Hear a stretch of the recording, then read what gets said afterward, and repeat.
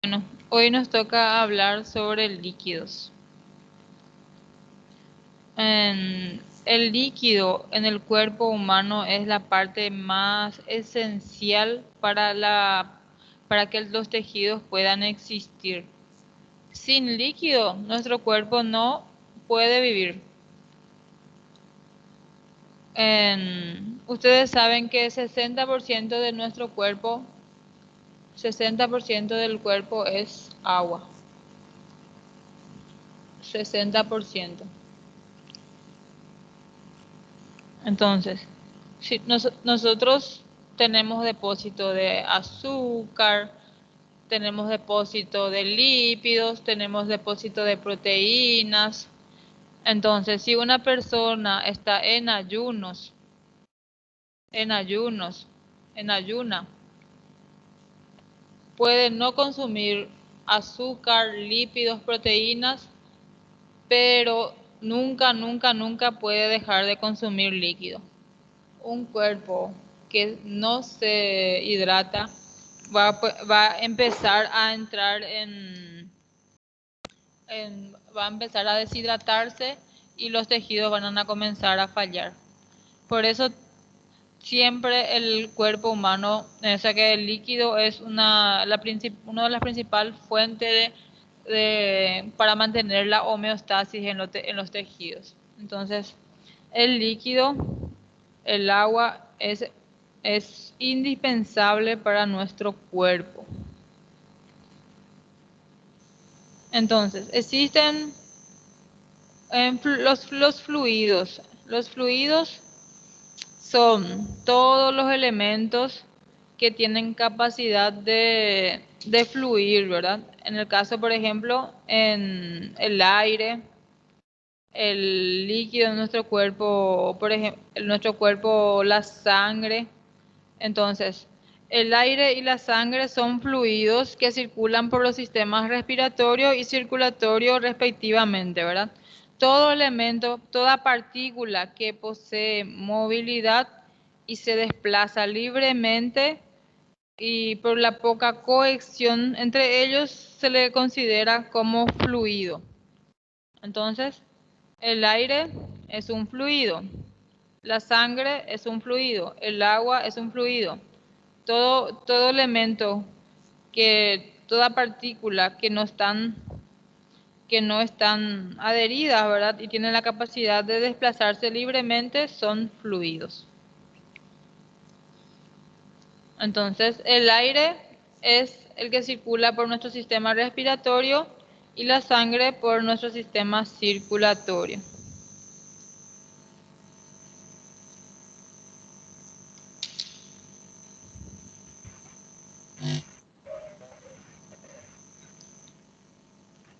Nosotros diariamente estamos respirando, dependiendo del lugar donde nosotros nos encontramos. Algunos lugares, si nos vamos, por ejemplo, en el campo, hay una mayor cantidad de oxígeno.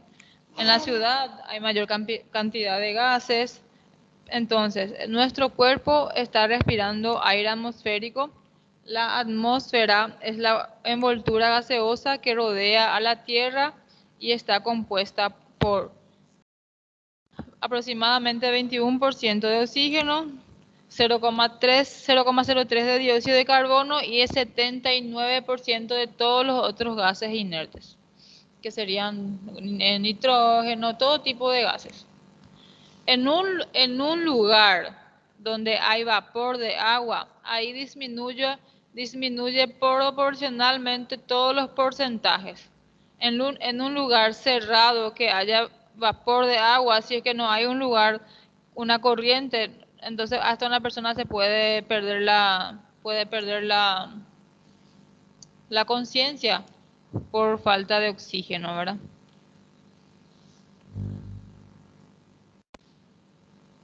Y la sangre. La sangre es un fluido rojo, opaco, tiene dos tipos de elementos. Los elementos celulares, aquí en este tubo de ensayo se hizo una centrifugación.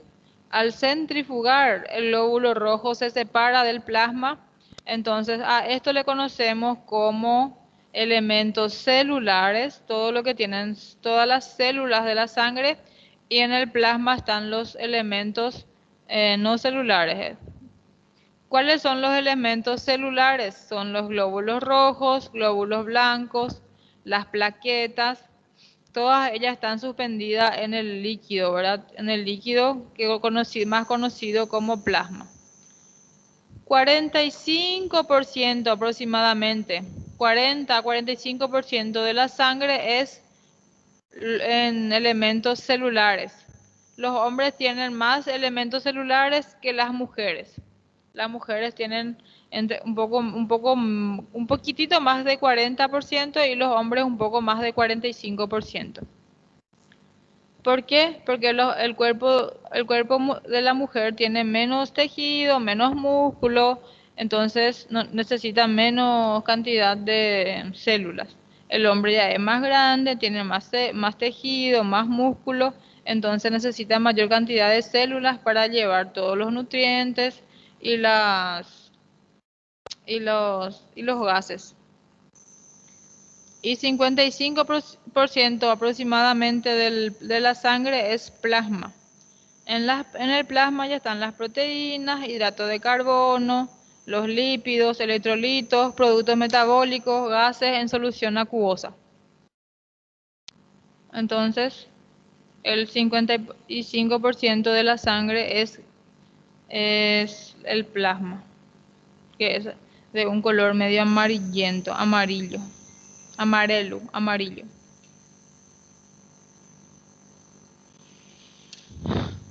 Nuestra respiración funciona a través en los pulmones como hace el intercambio de los gases. Entonces, cuando nosotros estamos inspirando el aire, en la inspiración estamos proveyendo al cuerpo de oxígeno. Y en la expiración está saliendo dióxido de carbono. El lugar de intercambio de gases en el pulmón se le conoce como los alveolos.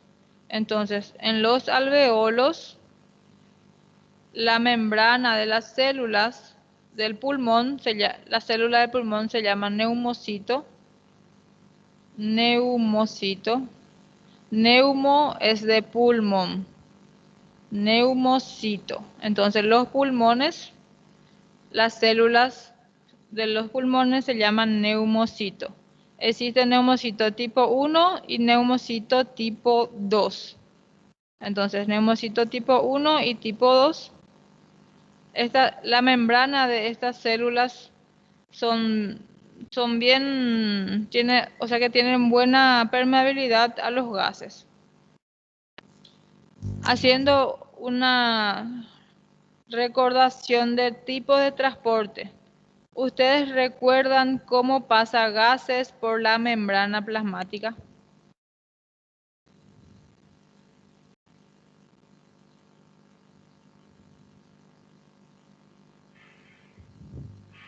Difusão?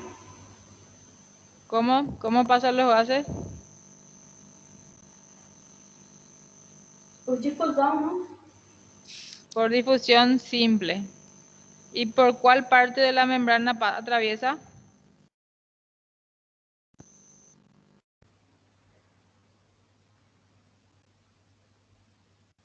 É entre uma membrana e uma célula e outra? No, la membrana tiene bicapa lipídica y tiene proteínas de membrana. ¿Por cuál parte atraviesa? Passa pelos lipídios da membrana, não? ¿Eh? Pelos lipídios da membrana? Por la bicapa lipídica, eso mismo. Entonces, los gases ingresan por las narinas, vienen por las fosas, por la vía aérea superior, después a los bronquios, se divide por los bronquiolos y por último las membranas de los neumocitos, ellas son muy permeables a los gases, entonces atraviesa la membrana del neumocito, pasa al sistema circulatorio y ahí va para los tejidos. Y del sistema circulatorio envía el dióxido de carbono también al alveolo y vuelve a a las vías aéreas superiores para hacer la expiración. Entonces, inspiración, expiración. Prof, Oi? a senhora está falando do livro, o capítulo 9 e 11 junto? Não, não, não, não. Eu não me situei.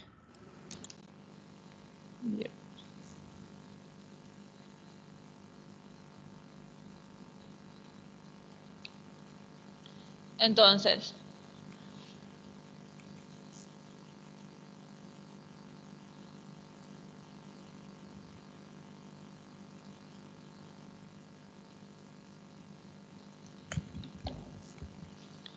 la circulación sanguínea,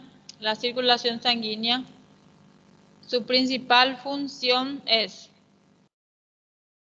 o sea que a través del árbol circulatorio, eu não tenho aqui o livro, por isso não sei te responder essa pergunta, mas acho que este solamente es la parte de líquidos, en biofísica de los líquidos.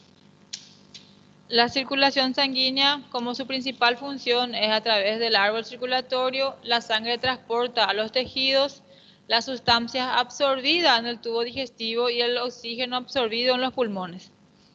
Entonces, ese oxígeno que se absorbe en los pulmones y la sustancia en el tubo digestivo, la circulación sanguínea envía a todos los tejidos para nutrir y para oxigenar. Y también es la circulación sanguínea el que regula la temperatura corporal, distribuye hormonas y otras sustancias que regulan la función celular. Entonces, tenemos los vasos sanguíneos que están recibiendo de los pulmones oxígeno y del tubo digestivo, acá está el hígado. El tubo digestivo envía todos los nutrientes que nosotros consumimos al hígado y del hígado va a la vena cava inferior y de la vena cava inferior también va a todos los tejidos. Entonces, así los vasos sanguíneos llevan nutrientes, llevan hormonas, todo lo que los tejidos necesitan, proteínas, lípidos, los gases, todo lo que las células necesitan es el sistema circulatorio el que tiene la función de distribuir para todos los tejidos.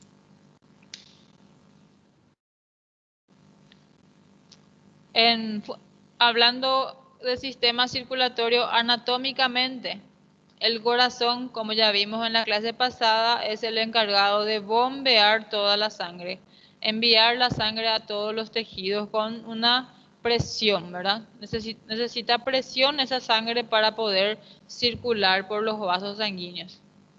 Los vasos sanguíneos, ellos solamente conducen la sangre y distribuyen. En los vasos sanguíneos, cuando son arteriola, ellas no hacen intercambio de elementos. Arterias y arteriolas solamente hacen conducción y distribución de la sangre. Una vez que eso llega a los capilares, en los capilares es el lugar de intercambio de todos los nutrientes y los gases que los tejidos necesitan. Entonces, el corazón bombea sangre para dar impulso a ese líquido. Los vasos sanguíneos solamente conducen y distribuyen la sangre. El lugar de intercambio entre nutrientes es en los capilares. Los vasos de retorno son las vénulas y las venas.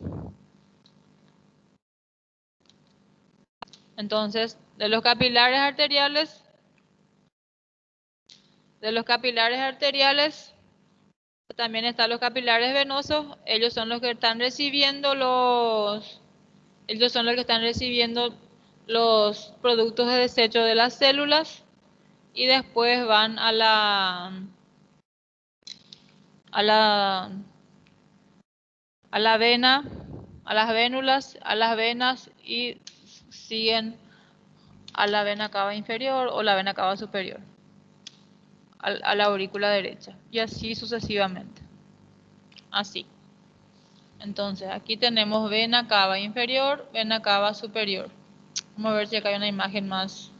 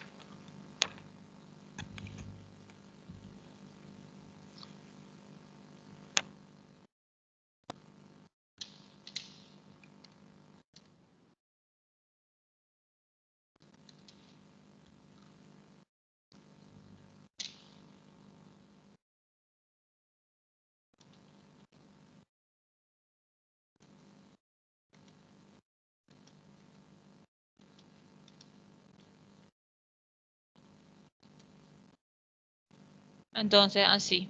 Tenemos el vaso sanguíneo. Tenemos el vaso sanguíneo.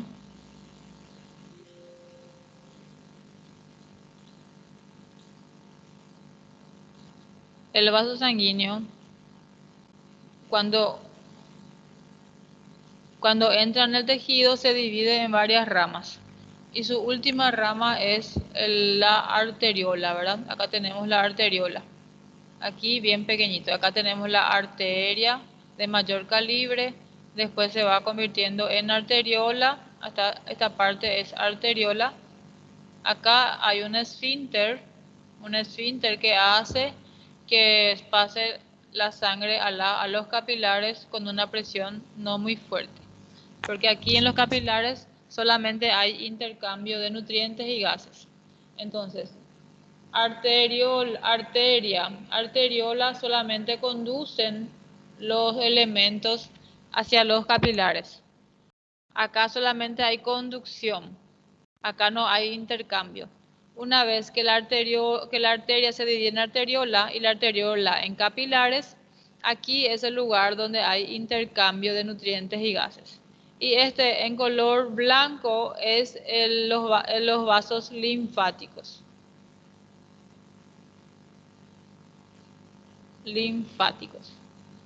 Los vasos linfáticos también están ahí para absorber los productos de desechos que las venas no recogen. Entonces, aquí en los capilares hay la salida de nutrientes, de todas las hormonas, lípidos, en todo lo que la célula necesita para poder trabajar y existir. Las células producen productos de desecho como urea, creatinina, dióxido de carbono.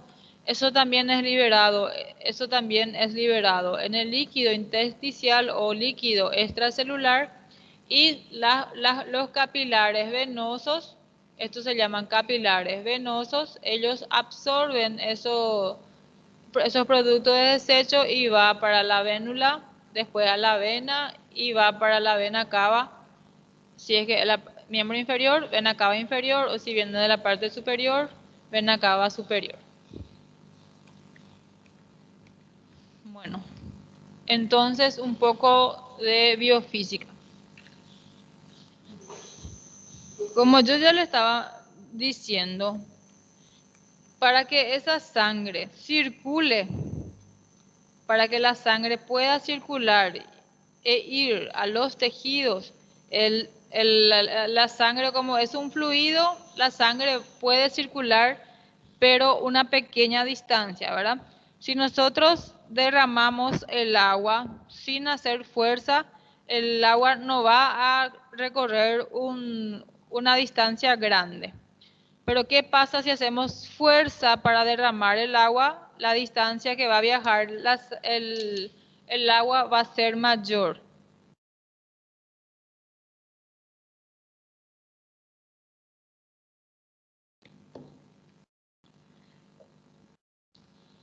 Entonces, para que la sangre pueda circular y llegar a miembro superior, miembro inferior, esa sangre necesita ¿de qué, gente?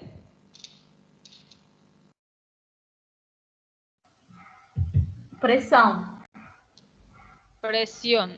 Y en el cuerpo, el elemento que produce la presión, el impulso para enviar la sangre es el corazón.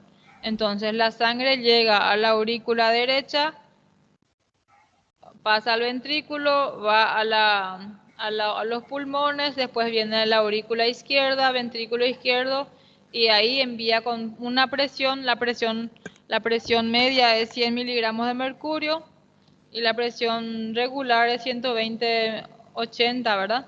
Entonces, con esa presión normalmente la sangre viaja por los vasos sanguíneos. Y con esa presión consigue llegar a los lugares más lejos del corazón. Si es que el corazón no tiene mucha presión, no llega suficiente sangre a los lugares más lejos. Entonces, precisa de una presión. Entonces, la fuerza impulsora para el movimiento de un fluido está en la diferencia de presión. Hay una diferencia de presión. Los fluidos circulan desde áreas con mayor presión hasta áreas con menor presión, que es lo que yo les dije, ¿verdad? Aquí en la aorta la presión es mucho mayor que la presión que se encuentra aquí en el vaso que se encuentra en el dedo de la mano y mucho menos todavía en el dedo del pie.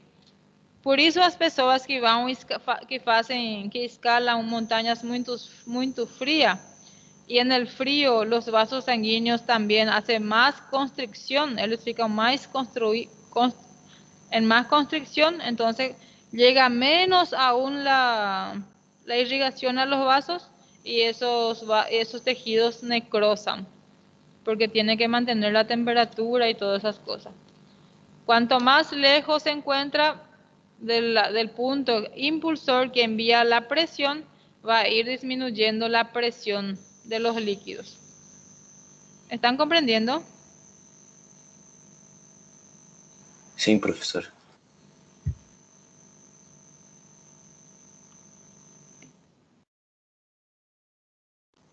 Entonces, a eso le conocemos como presión hidrodinámica. Al ser impulsada por el corazón, la sangre adquiere presión hemodinámica. O sea que el movimiento de la sangre se le conoce como, porque la sangre es un líquido, ¿verdad? Entonces, al movimiento de un líquido se le conoce como presión hidrodinámica. Para que ocurra una presión hidrodinámica, necesitamos de dos presiones, la presión hidrostática y la presión cinemática. Al ser impulsado por el corazón, la sangre adquiere la presión hemodinámica, compuesta por dos términos. Disculpa. Fiquei con la garganta muy seca.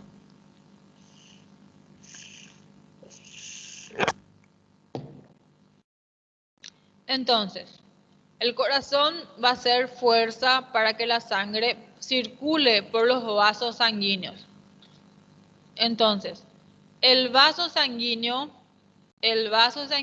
va a también va a ejercer una presión al fluido. Entonces, vamos a suponer que este es un vaso sanguíneo normal, no está ofreciendo ninguna resistencia. Entonces, el líquido, vamos a hacer un diseño un poco más lindo. Tenemos un vaso sanguíneo. El líquido, si este vaso sanguíneo tiene un diámetro normal, el líquido va a fluir sin ningún problema. Porque el vaso presenta una cierta resistencia, ¿verdad? central, ¿verdad? Para adentro. Entonces, la presión lateral, que sería la presión lateral, esta lateral sería las paredes del vaso, que está ejerciendo por ese fluido se le conoce como presión hidrostática o hemostática. Entonces, la presión que ejerce el vaso sanguíneo a ese fluido se le conoce como presión hidrostática. Lo normal, el fluido tiene que recorrer sin ningún inconveniente. Existen problemas de los vasos sanguíneos como aterosclerosis, personas que fuman, personas que drogan. Las drogas, cigarrillo, la gordura, hace que las paredes de los vasos sanguíneos se queden más pequeños, se obstruyan más, se quedan más rígidos. Entonces, ¿qué acontece con una mangueira que está todo duro? Aumenta la presión en ese líquido que tiene que pasar por esa manguera, ¿verdad? Si a gente está regando a planta con una manguera y obstruimos el paso del agua, ¿el agua pasa con más presión o con menos presión? Más presión. Con más presión. Entonces, las enfermedades que disminuyen el calibre de los vasos, entonces la sangre es la misma cantidad. O sangue es la misma cantidad, pero el vaso sanguíneo está disminuido de calibre. Entonces, precisa de más fuerza para pasar por ese vaso sanguíneo, entonces la presión también aumenta, ¿entienden? No sé si estoy siendo clara. Sí. Bueno, entonces a esto le conocemos como presión hidrostática. Y la presión cinemática es la que está ejerciendo el líquido sobre el plano perpendicular a la dirección de circulación. Es un líquido si nosotros dejamos, si se derrama, él va a fluir hasta perder su velocidad. Entonces, dependiendo de la densidad del líquido, él puede viajar más o puede viajar menos. Entonces, la presión cinemática va a ser la presión ejercida del líquido por el plano, ¿verdad? Si nosotros impulsamos este líquido, la distancia recorrida va a ser mayor, que era lo que estaba hablando. Si solo dejamos derramar un copo de agua así en nuestra mesa, se va a derramar aquí alrededor de la mesa. Pero si pegamos un copo de agua e impulsamos, esa agua va a viajar a mayor distancia. Entonces, la presión cinemática ya es con relación al fluido. El fluido, si tiene una densidad buena y una presión, la distancia percorrida va a ser mayor. Si es que no hay presión y el fluido tiene mucha densidad, la distancia percorrida va a ser menor.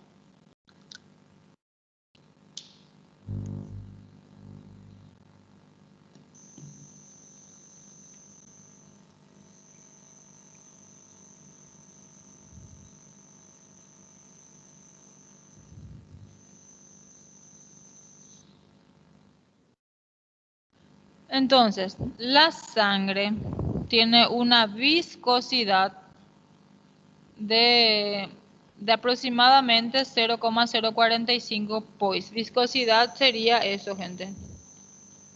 La cantidad de células que se encuentra en la sangre. Cantidad de células. Viscosidad.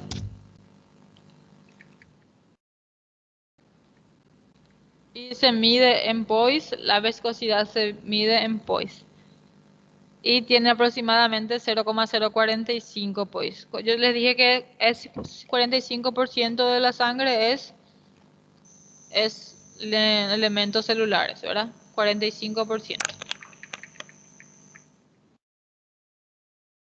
A eso le conocemos también, a ese elementos celulares también se le conoce como hematocrito,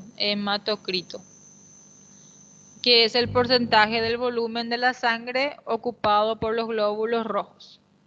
Entonces, el hematocrito es el porcentaje, ese 45% de elementos celulares. Entonces, glóbulos rojos, proteínas, todo esto lo conocemos como hematocrito. Acá podemos ver una muestra de sangre donde tiene um pouquitito de gordura, ¿verdad? Tem um pouquinho de gordura. O que vocês acham? Nossa, Pro, isso é muita gordura. ¿Vocês acham que esa sangre va a recorrer por los vasos sanguíneos sin ninguna, o sea, que va a recorrer sin ninguna resistencia? Com toda certeza, não. Entonces, ¿hoy? Aumenta a viscosidade. Sim, aqui tem muita viscosidade. Além do mais, essa gordura ela gruda nas paredes dos vasos sanguíneos, de los vasos sanguíneos, se pega, se adhieren a la pared de los vasos. Esa gordura entonces hace que el vaso sanguíneo se vuelva aterosclerótico, rígido, ¿verdad? Entonces ahí el problema ya son dos. El vaso sanguíneo que se queda todo con gordura porque la gordura se adhiere a las paredes y la sangre que no consigue fluir porque tiene mucha viscosidad. Entonces aquí esta persona en cualquier momento va a tener un infarto porque va a obstruir una arteria que irriga normalmente lo principal es el corazón.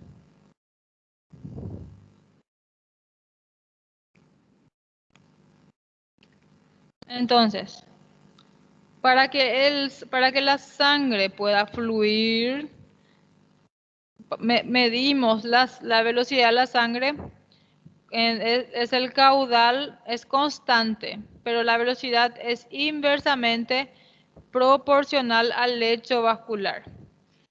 ¿Qué es el lecho vascular? El lecho vascular sería el diámetro, el calibre de nuestro vaso sanguíneo. La velocidad, el calibre normal, la velocidad es constante. Calibre normal, velocidad constante. ¿Qué pasa si el calibre disminuye? ¿La velocidad aumenta o disminuye? Aumenta.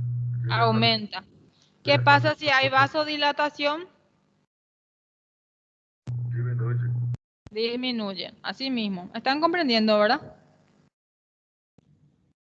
Sí, sí. Muy bien. Entonces la velocidad es inversamente proporcional a la sección del lecho vascular. Inversamente sería al contrario, ¿verdad?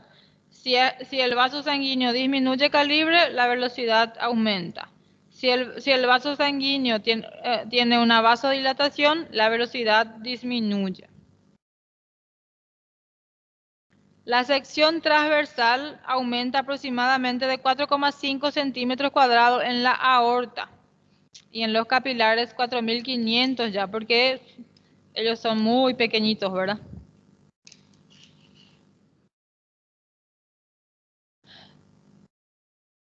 Al movimiento de la sangre por el vaso sanguíneo se le conoce como existen dos tipos de régimen.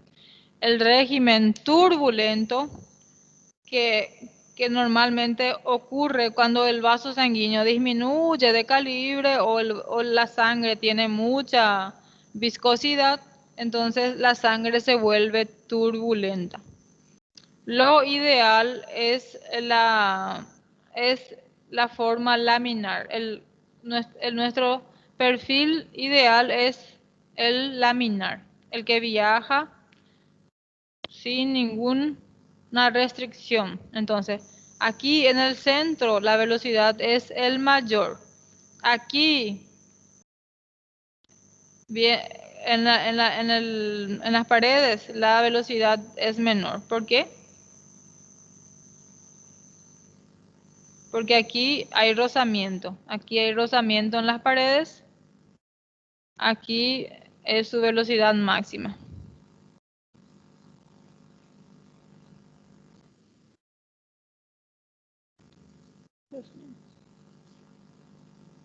Aquí la velocidad que está que está perto de las paredes es bien menor que la velocidad central, porque aquí no hay ninguna resistencia. En las paredes ofrecen resistencia, entonces la velocidad es mínima. ¿Entienden?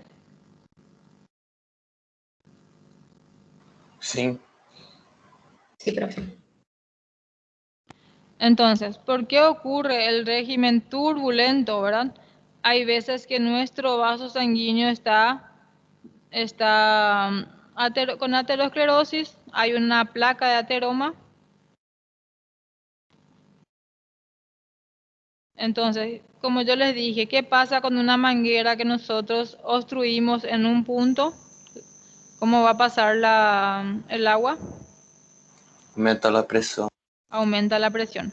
Entonces acá puede ser que la sangre viene en régimen laminar. Pero aquí, como podemos ver, disminuyó el calibre. Entonces la sangre va a tener que hacer el vaso te está ofreciendo resistencia, la sangre va a tener que hacer fuerza y entonces acá va a pasar en forma turbulenta. Hay veces estas turbulencias generan trombos y son lo que pueden producir esas trombosis y todas esas cosas. Y a veces esa fuerza de la sangre es tan fuerte también que puede quebrar una placa de ateroma, y esa placa de ateroma quebrada viaja y se va principalmente a veces a corazón, obstruyendo una arteria y haciendo un infarto, o puede ser también al cerebro o cualquier tejido. Cualquier vaso sanguíneo obstruido deja de irrigar un tejido y a eso lo conocemos como infarto. Entonces, el ideal es el régimen laminar.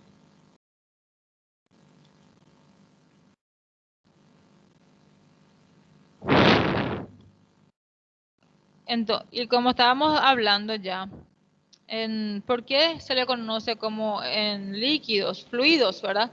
Fluidos se le conoce porque las partículas están muy separadas.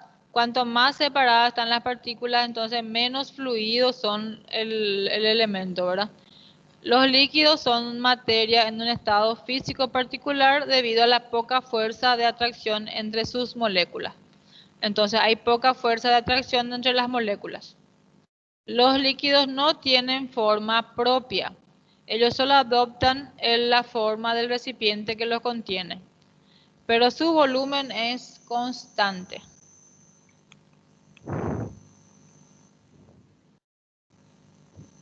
La densidad es la magnitud referida a la cantidad de masa en un determinado volumen de sustancia. Cuanto más masa tiene un líquido, más densidad tiene. Entonces, la densidad de la sangre aproximadamente es 45%. Con este 45% de densidad, la sangre fluye sin inconvenientes, sin ningún inconveniente. Esta sangre tiene una alta densidad porque hay muchos elementos en la sangre. Su movimiento va a ser muy reducido. Entonces, la densidad, una vez más, la densidad es la magnitud escalar referida a la cantidad de masa en un determinado volumen de sustancia o fluido. Entonces, acá podemos ver las diferentes sustancias. El aceite para lámparas, su fluido tiene menos densidad. Alcohol, aceite vegetal, y la miel es el que tiene es el más denso entre todos estos fluidos. Cuanto mayor cantidad de masa, más denso es el fluido. El menos denso entre todos los fluidos es el gas. El gas es el menos denso.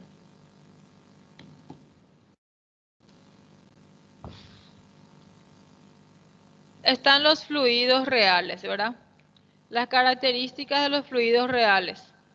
La posición relativa de sus moléculas pueden cambiar continuamente porque están en movimiento. Entonces, siempre están en movimiento, en su posición de sus moléculas están siempre en lugares relativos. Todos los fluidos son comprensibles en cierto grado, ¿verdad? Tiene una cierta capacidad de compresión. Todas tienen viscosidad, todas tienen densidad, ¿verdad? Cuanto más viscoso o más denso el elemento, menor capacidad de fluir, ¿verdad? Necesitamos más fuerza para que se fluya. Cuanto menos viscoso, cuanto menos denso, más fácil sería su movimiento, ¿verdad?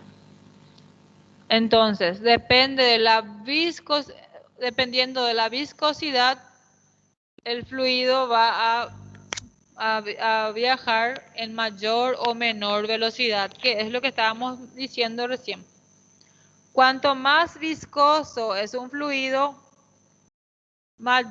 fluye con menor velocidad. Entonces aquí en este punto, por ejemplo, es más viscoso, la velocidad es menor. Cuanto menos viscoso es el fluido, mayor velocidad, mayor es la distancia percorrida. Mayor es la distancia recorrida. Entonces, la viscosidad está en mutua relación con la densidad. Viscosidad y densidad son muy parecidos. El movimiento va a ser complejo, va a depender del elemento por donde va a fluir, ¿verdad? Entonces el movimiento es complejo.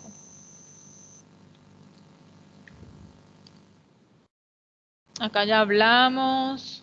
Viscosidad, entonces, es la propiedad de los líquidos de oponer resistencia al desplazamiento de las capas líquidas dentro de un régimen laminar. En pocas palabras, la viscosidad es la dificultad de un líquido para fluir debido a su rozamiento interno, debido a la cantidad de masa, debido a la densidad. Entonces, la viscosidad es la dificultad de un líquido para fluir debido al rozamiento interno.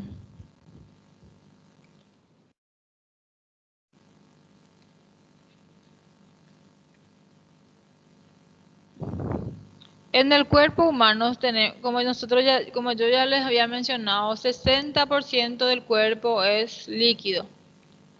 Existen dos, está el medio interno, que serían el líquido extracelular, que también conocemos como agua corporal, el conjunto de compartimientos líquidos separados por membranas. Entonces tenemos vaso sanguíneo, líquido extracelular, después está la célula, líquido intracelular. Entonces, la suma del líquido extracelular más líquido intracelular le conocemos como agua corporal total. El agua corporal total es el que lo que ejerce en el cuerpo la homeostasis. Como ya les dije, si es que no existe agua en el cuerpo, los tejidos sufren. Comienza a sufrir primero el riñón. El riñón, si no llega suficiente líquido al riñón, el riñón va a tener una injuria, entonces comienza a tener una insuficiencia renal. Entonces, el agua es el encargado de mantener la homeostasis. Como principales funciones, el agua tiene, aporta líquido para las secreciones glandulares, es el solvente para las reacciones químicas del cuerpo, es el principal medio de transporte de los elementos, es el diluyente para la digestión y absorción de los alimentos, es termorregulador, ayuda a mantener la temperatura, mantiene la volemia, que es volemia cantidad de sangre, mantiene la presión arterial, como ya les dije, mantiene la función renal y la concentración normal de electrolitos. En síntesis, la homeostasis del cuerpo. Entonces, es termoestabilizador y solvente universal. ¿Dónde existe agua en los tejidos, en el cuerpo? En los vasos sanguíneos. Este sería un vaso linfático. Linfático, vaso sanguíneo, líquido extracelular, líquido intracelular. La suma de todos esos líquidos se le conoce como agua corporal total. Agua corporal total.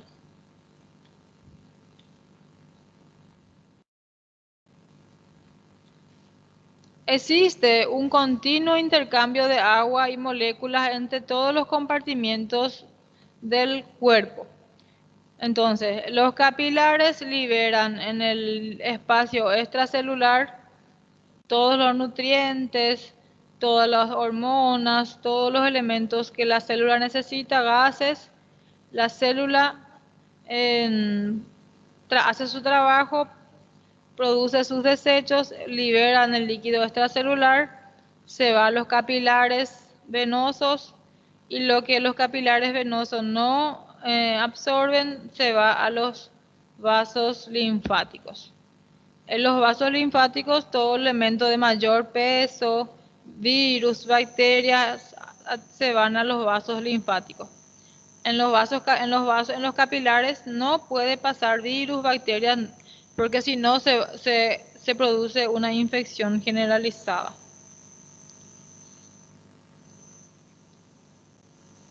Entonces, en el líquido intracelular está la mayor cantidad de líquido. 35% del 60% de agua está en el líquido intracelular. En el líquido intersticial está el 17%. Y en los vasos sanguíneos está entre 4 y 4,5%. Total de líquido de agua corporal es 60%.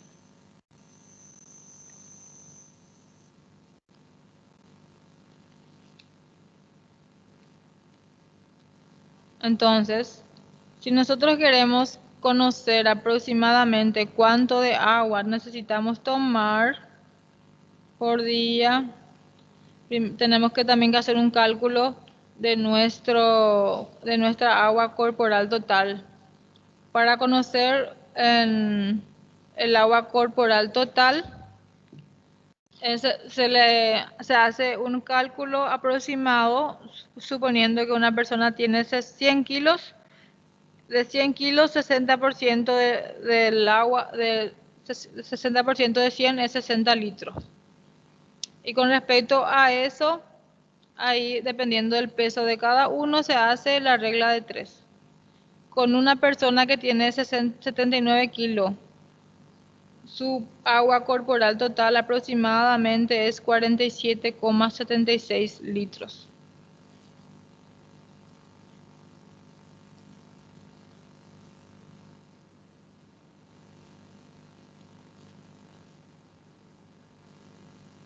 Con el tiempo existen factores que hacen que se regule la cantidad de agua, ¿verdad? Un niño pequeño, su agua es mucho menor, ¿verdad? Tiene menos agua corporal. Por eso cuando una crianza vomita más de 2 veces, normalmente el pediatra ya pide para que se le hidrate en la urgencia, porque no... Un niño tiene muy poca cantidad de agua y si aparte de lo poco pierde, entonces muy rápido se puede deshidratar y muy rápido los tejidos pueden sufrir. También en la edad adulta, los adultos mayores. Los adultos mayores van perdiendo cantidad de agua por causa que van perdiendo en músculo, los tejidos disminuyen en tamaño. Normalmente el adulto mayor no tiene esa gana de tomar agua, entonces también van perdiendo la cantidad de agua. El hombre tiene más agua también que la mujer porque tiene mayor cantidad de masa, mayor cantidad de músculo, los tejidos son mayores, entonces ellos tienen mayor cantidad de agua que las mujeres. La grasa, en la grasa cuanto mayor grasa hay menor cantidad de agua también. Entonces una persona obesa está deshidratada. En el embarazo hay un aumento de agua corporal porque el cuerpo de la mujer tiene un edema fisiológico para poder haber depósito de nutrientes en los tejidos. Por eso la mujer embarazada normalmente es un poquitito, comienza principalmente las caderas. La cadera aumenta de tamaño. Vocês já perceberam, uma mulher grávida tem o quadril maior. Y con pasar de los tiempos va también habiendo edemas en los miembros. Pero lo primero que aumenta sería la cadera, el quadril. Porque la mujer precisa de depósito de agua y nutrientes para poder nutrir a nuestro bebé.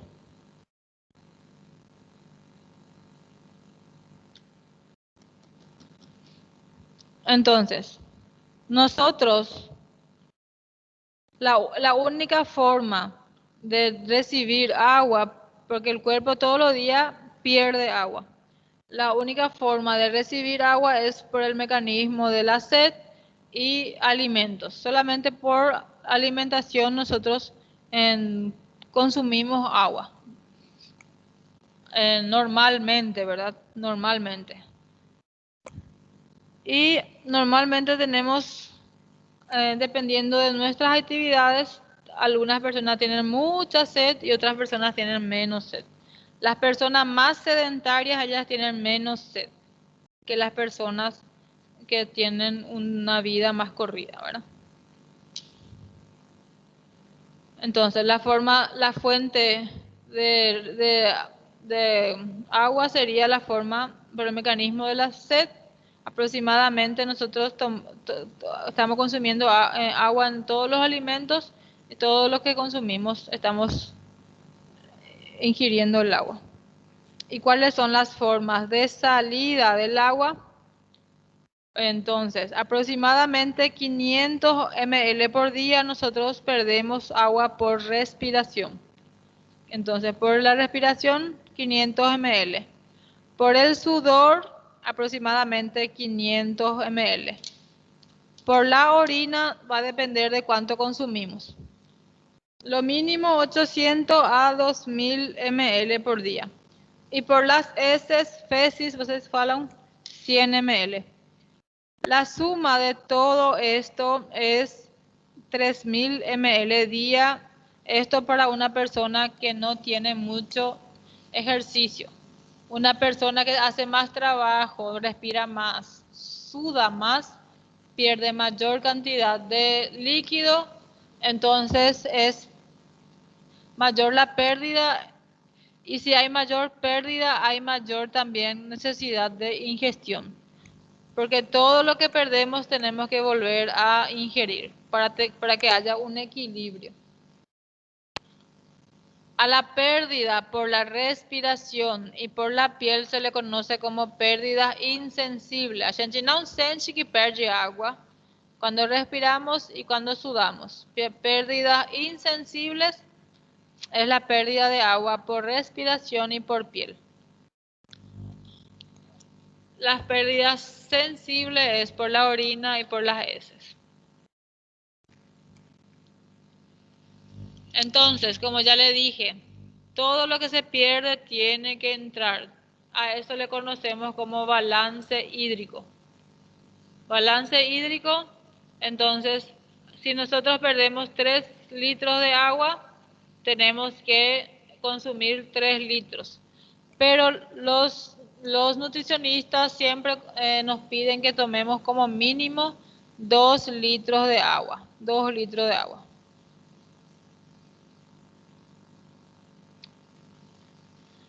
Y cuando nosotros estamos con algún tipo de patología, en alguna patología, cuando estamos perdiendo agua por vómito, diarrea, hemorragia, necesariamente necesitamos hidratarnos por vía parenteral.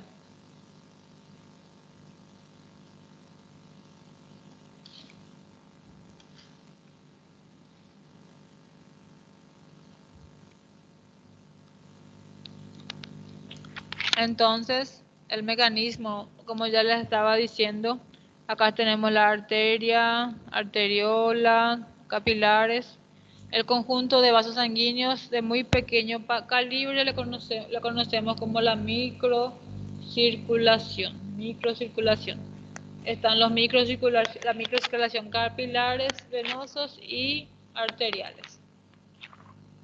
Aquí es el sitio de intercambio de todos los nutrientes, de todos los residuos necesarios para las células. Entonces, las arterias liberan elementos necesarios y proteínas, hormonas, gases para que la célula utilice, y la célula produce sus desechos, se va a los vasos venosos, capilares venosos, a las vénulas, a la vena. Entonces el lugar de intercambio de nutrientes es en los capilares.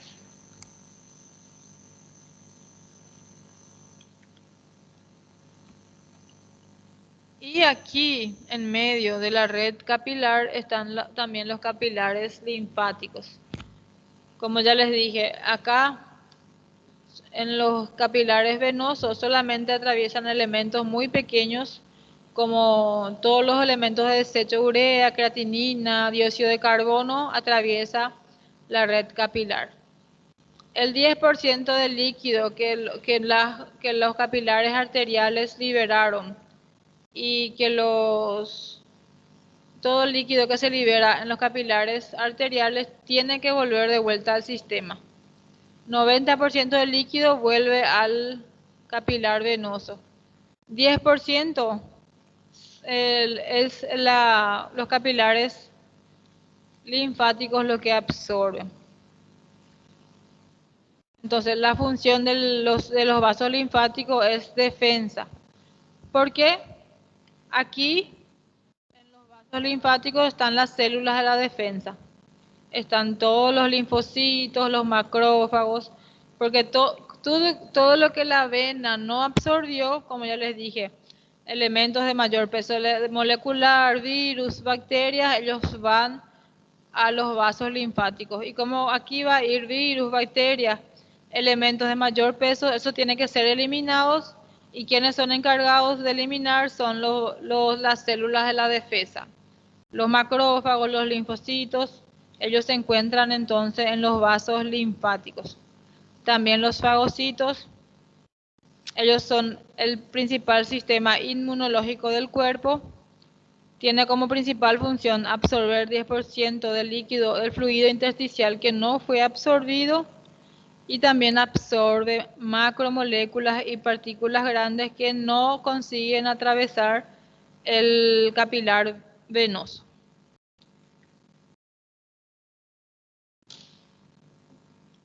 Entonces, ¿qué tal? ¿Alguna pregunta?